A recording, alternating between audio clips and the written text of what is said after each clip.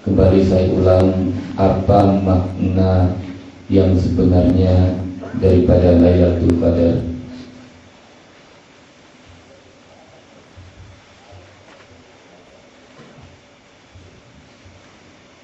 Pertanyaan ini baru beberapa hari saya ditanya oleh salah satu jemaah kita di Jakarta.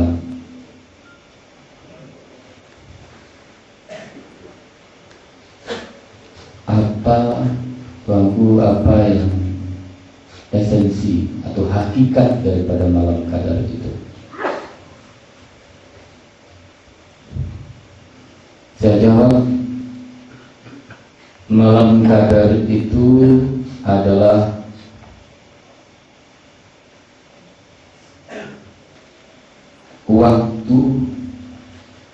waktu di surga, secil waktu di surga Allah tarik, Allah turunkan ke dunia ini.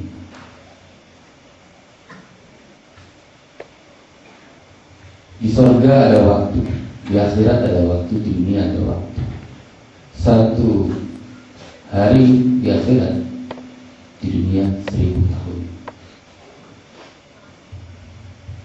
Jadi malam qadar itu adalah secuil waktu yang Allah tarik dari surga, kemudian Allah turunkan pada dimensi dunia ini.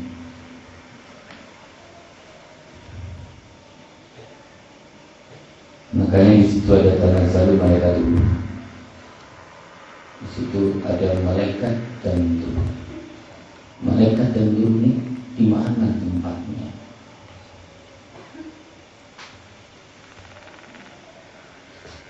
Kalau bukan di surga.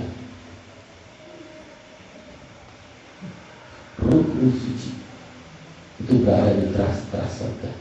Teras-teras surga itulah yang langit pertama, langit kedua, langit ketiga, dan ketujuh. Itu teras-terasnya surga. Itu termasuk alamnya ruh, tapi bisa dikatakan itu terasnya surga. Jadi waktu surga ditarik secuil oleh Allah, diturunkan pada Ramadan ini. Artinya kita saat itu dalam rentang waktu itu, maknanya kita melaksanakannya sama seperti dalam dimensi surga. Maka wajar nilainya ibadah kita pada saat itu 80 tahun, bahkan lebih. 80 tahun itu bukan kerangka ibadahnya yang dinilai Allah, tapi setiap tarikan nafas di dalam ibadah saat itu yang dinilai 80 tahun. Jadi bukan misalkan kita sholat 2 rakaat saat itu, bukan 2 rakaatnya yang dinilai, tapi dalam 2 rakaat itu berapa kali tarikan nafas kita, itu yang dinilai maknanya 80 tahun. Jadi malam qadar itu bukan malaikat dan turun yang saja yang turun, dimensi waktu surga itu turun, sehingga waktu dunia saat itu berhenti. Bukan berarti tetap jauh berhenti, tapi saat itu waktu dunia itu berhenti. Semuanya menghormati waktu itu turun. Angin yang biasa kencang sepoi-sepoi. Binatang malam seperti kita di tengah di bukit ini biasa keras, pelan-pelan. Kalau ada di laut, lihat laut itu gelombang kecil-kecil. Kembali menghormati datangnya waktu itu. Dan ingat, malam qadar itu sangat sebentar sekali, hanya beberapa menit. Tidak 1 jam, 2 jam, apalagi sampai pagi. Tanda-tandanya memang sudah dibaca 1 jam menjelang itu. Tapi kalau yang malam qadar itu hanya beberapa menit, 2 sampai 3 menit. Jadi tidak semua kita di sini, walaupun sudah berusaha berkumpul kita di sini untuk mencari malam qadar, tidak semuanya dapat. Karena dalam masa 2-3 menit itu pikiran kita entah kemana-mana.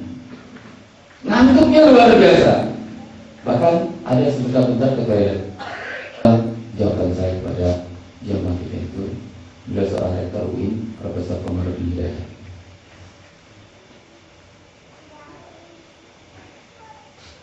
Yang sudah puas mencari, mungkin intelektualnya sudah mentok sangat tinggi, tapi untuk mencari hakikat malam qadar itu yang belum temui. Alhamdulillah, yang jawaban seperti itu terjawab sudah, semuanya terjawab. Apa yang dibaca dalam Al-Quran dan apa yang dibaca dalam hadis semuanya temui. Tapi ada di antara orang yang pesimis karena saking sudah tua belum ketemu malam qadar, akhirnya malam qadar itu ya hanya sekedar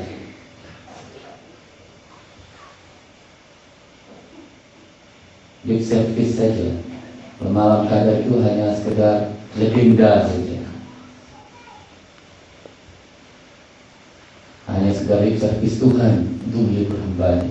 Ada yang sampai seperti itu pemikirannya karena saking tidak pernah ketemu. Tapi kalau orang yang sudah pernah bertemu akan sangat yakin sekali. Dan semoga pada malam hari ini semua kita dapat menemukan malam qadar. Amin. Amin ya Allah, amin ya Rahman, amin ya Rahim. Satu kali saja kita ketemu, 80 tahun setiap kali nafas kita dimuliakan Allah dalam amal badan. Sampai kamu kita 80 tahun. Inilah kado yang terindah Allah berikan kepada kita. Baru kemarin kita khianat dengan Allah. Baru kemarin kita itu memalingkan wajah kita, nggak peduli. Baru kemarin sholat kita tinggalkan, puasa kita hanya puasa-puasaan. Tapi Allah tetap memberikan kadonya dalam Ramadan ini. Terlepas orang itu apapun makamnya, apapun tingkatannya, semua orang yang beriman diberikan kado ini. Ini luar biasa. Betapa cintanya Allah kepada kita. Nah, sekarang bagaimana kita menyikapinya? Mari kita bersikap